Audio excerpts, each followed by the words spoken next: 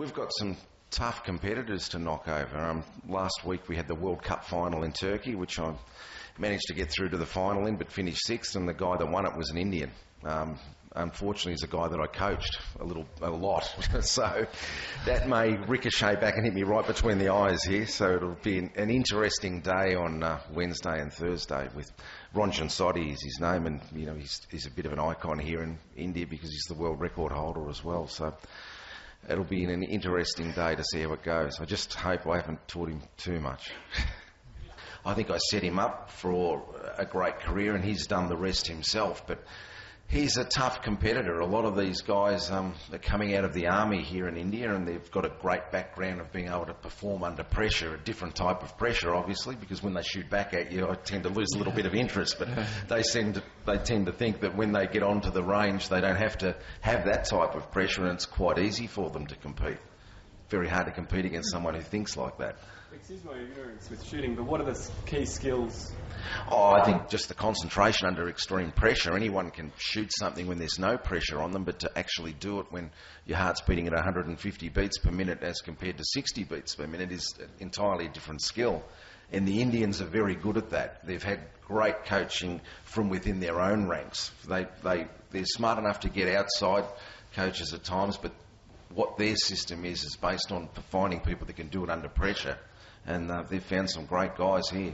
People thought in Melbourne our team would just roll out there and win everything. And, in the men's trap event, Michael Diamond and Adam Vella didn't even get through to the final. So there was a heap of home ground pressure on them as well.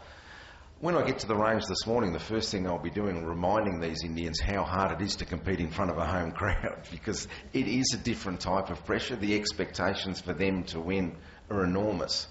And I think it's worse than when we were in Melbourne. They are expected to win here. I think a lot of people in Australia hoped we would win, and we're very glad that we performed okay. But here, the Indian media tend to be very harsh on them if they don't perform well. They don't hold back. They write some very ordinary things about them if they don't perform well. And I think that actually works against them at times. I hope it works against them on Thursday. What's the lifespan for you think many more to come? No, look, in my event of double trap, you've got 0.7 of a second to hit two targets, so you're relying on your reflexes. And for me, it's coming to an end. In my mind, to be honest, I'd like to finish in Glasgow. That would be the last event I compete in. And I've never really ever said I'd retire, but I can see that in my mind I've made up that Glasgow's the end of the road for me. I'd love to go there and finish. I'll be 50 there, and it'd be just a perfect number to finish on. But I've extended my career probably a lot further than what I thought I'd do. I went and had my eyes lasered, and that probably changed things a lot for me. As much as a lot of people wouldn't recommend it, for me it did extend my career. I was starting to lose my vision, and I got perfect vision back. You never get your reflexes back quite the same, but I've been able to extend it probably 10 more years than people that 20 or 30 years ago that didn't have the chance to have that type of surgery. They finished their careers a lot quicker. I wouldn't have missed last night for anything. I think you get so many positive vibes out of an opening ceremony, and last night it was tough to be stuck in that tunnel for a little while. I was starting to think I may have made the wrong decision, but I would have really been sad if I had have missed it. And I think, to see a lot of the young athletes there for the first time, it does motivate you, and it still did for me last night.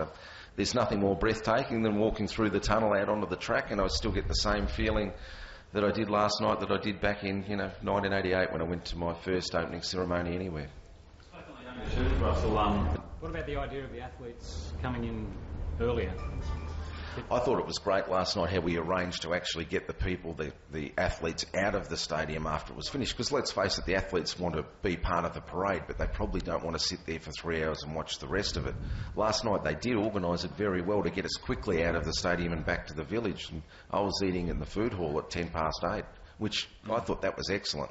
And no other games has that happened for us.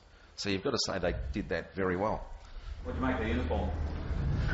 It was great until it was sweaty. I mean, I felt for the people from Table 8 because I thought the uniform was great. I looked at the English uniform, I started laughing at all them. I thought it was hilarious what they turned up in. Ours was quite good, but when you sweated a lot, it probably didn't look as good as it should have. And, you just have got no idea how hot it was in that tunnel under there. And I just felt for everyone that was wearing the suit. What colour did you wear? I chose the wrong one. I chose blue. I was very envious of everyone that picked yellow because yellow hid the sweat pretty well last night.